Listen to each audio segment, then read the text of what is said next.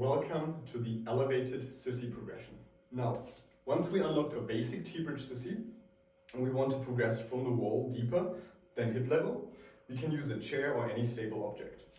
I recommend, instead of starting from the standing position, to start bottom up. So I first have my hands here, find my right foot position, stable T-Bridge. Now I'm shifting forward so long until my hands become so light that I can hop them off.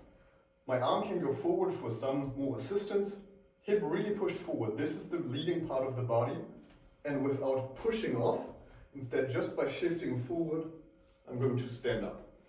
Your heels can come down along the way as you go up for balance, before you reverse the same movement.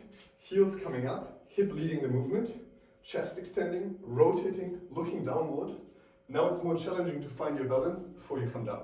Avoid falling down and really try to come down with the fingertips first and then place your hand flat. So I go like this, I'm still balanced on my feet, my hand comes down and then I shift backwards. This is super important to get this habit in here before you progress to the floor variation where it otherwise will not work out. So make sure to get all of these details right. Hips squared, knees forward, not too wide stance to avoid the knee cave. Find your way and get the nice T-Bridge Sissy locked up.